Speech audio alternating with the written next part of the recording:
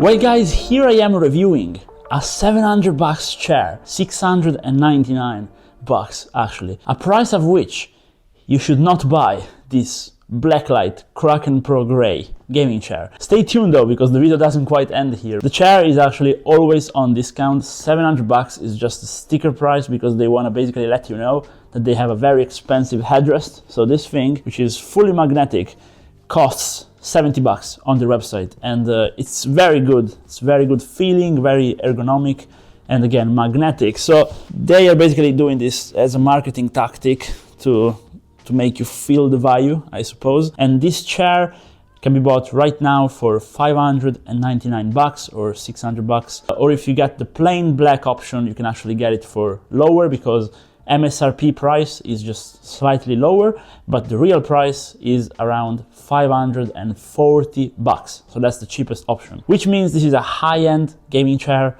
And even though not as incredibly high-end as one would think, it is indeed a very expensive unit. Is it worth the price? Well, before we actually talk about that, I want to tell you guys who I think a chair like this, maybe not this one, is for. And that is for someone who is after something more than value. You want luxury at that point. Regular chairs, office chairs, can go very high in price. Like a Herman Miller chair can easily go at over $1,000. I have reviewed a few ergonomic chairs like the Autonomous AI, very good chair, which are even more expensive than this. However, in the gaming chair industry itself, around the $500 mark is the top end of the market. So this is, if you want a very cool looking chair, which also feel luxurious, and you want a good chair. With that aside, let's actually see if this should be your next buy. Now, disclaimer. This chair was sent to me, but as you probably can tell by right now, I'm not very biased when people send me stuff because I don't really care, okay? I just want to cover the product honestly. So I've used this for a week, which is not that long, but I sit at my computer like 8 hours a day, so it's relatively long, okay? And I have tried pretty much every single gaming chair on the market so far, some of which are on the channel, some of which are not. Now, the main competitor for this gaming chair is going to be, I think, Secret Lab in terms of price point, but it's also going to be Cougar, because Cougar recently released their Cougar Defensor F gaming chair, which I covered on the channel, and that thing is a lot cheaper. However, it comes in only fabric, so if you want leather, you literally do not have an option. This one is full leather, and even more important, it's very hard to buy in Europe right now, whereas this is readily available. You can just order it, get it shipped to your door. Though if you're in the US, Cougar may be the best choice.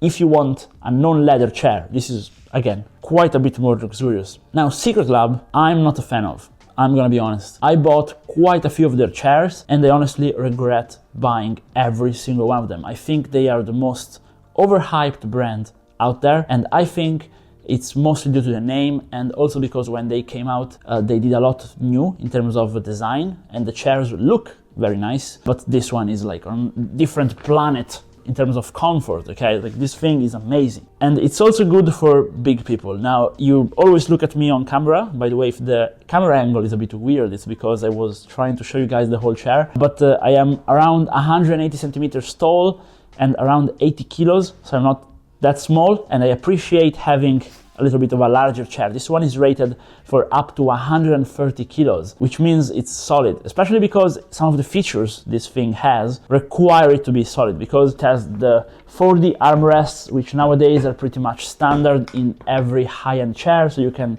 go up and down, on the side, and even angled pretty much. It's very useful, honestly, especially if you are reclining the chair, which is the other feature. So this chair is fully reclinable, 180 degrees. I will show you guys footage of it. It's good if you want to nap, watch a film, or just if you're exhausted and you just wanna, you know, like metaphorically take a break if you're pondering your life choices that made you end up watching my video today. But yes, the chair also goes up and down as any chair does. The piston is very good and it doesn't screech at all. My Secret Lab Titan, the day I bought it, was already screeching. It's very lightly, but already. And then after 3 months, it was pretty much unusable. So just saying, you know. Even high-end gaming chairs, they screech over time. Like my daily gaming chair is from Max Nomic. I'm using that one because it has my logo engraved on it, and I like the Alcantara and leather. And even that, which is a very expensive chair, it costs as much as this, and even that is on the channel in case you guys want to take a look at it. That one, after 2 years, it screeches. So this one, we'll see how it will do with test of time, but so far it's very good out of the box. The most important feature though is the actual back support, lumbar support. Now this is one of the most crucial things in a chair, and brands have implemented it in very different ways. Some give you a pillow, some they just do design, make studies about it. Well, here, just like the Cougar, which is why I say Cougar is the competitor, if you press a simple lever, the back is gonna come out, and you can adjust it to your curve of the spine. And this is very handy because some chairs I will find extremely comfortable, but my girlfriends or my friends or whoever tries the chair, they have different opinions. Now, a bit is personal preference, but a lot is just physical confirmation. Good thing about this is it adapts to your body perfectly. So this literally fits everyone. Now, if you're a small person, it's gonna be a big chair, but I think it's good. If you're space constrained though, this chair may be too big for you because it's large, like it's just a large chair, comfy, I can sit on it and it's perfect for me. And I can also sit with my legs crossed, which is also good. Now let's cover the unboxing experience, which people usually cover first. I don't think it's that important because you unbox it once, then you just use the chair. But I have to say the packaging is nice and they give you some white gloves to build the chair, which is actually good because chairs are slightly oily, some parts, and it's good to wear gloves. It's also safer. They could have given you some trash gloves, but they gave you actual decent white gloves, which makes you feel like a BMW technician working on something. And they're very nice, and the installation is very easy. I especially liked the wheels, which are extremely quiet and they are soft. So what happens with, for example, steel wheels or plastic wheels is over time they get damaged. Those ones, since they are rubber, very soft rubber, they will get damaged, but even while damaged, they will not make noise because they will absorb the little particles pretty much. And the chair is very heavy, so the only thing is if you have to lift it up, it can be a little bit heavy to put together, but honestly, in 2 people you can do it very easy, but even alone it's a breeze if you can basically place the pieces somewhere, because actually aligning the top part on the seat is the most tricky thing when building a chair.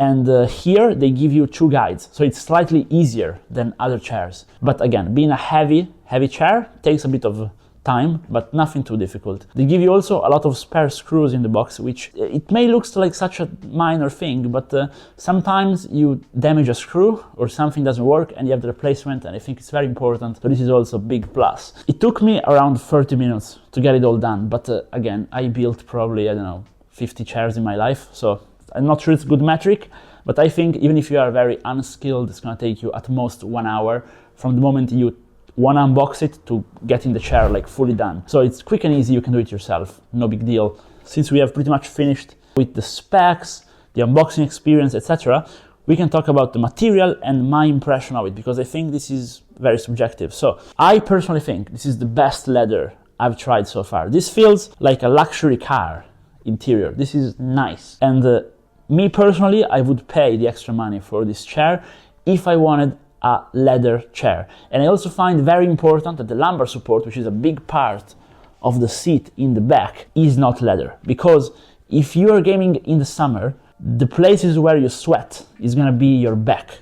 And now I've played like 12 hours in a row a lot when I was younger, and that was so annoying because I had a leather chair, just typical gaming leather chair, super annoying. With this, you're fine. In my daily driver chair, I have Alcantara in the back, so I don't sweat anymore, and it has been a game changer. I really like the leather, full leather on the seating, because something else which you find a lot is some chairs, they make leather exterior for aesthetics, but then they do fabric seat. And I think having the seat in leather is a massive plus. By just touching the chair, I can see why it's so expensive, because it's all quality leather, it's in a variety of colors, the whole thing is metal, solid, very well done.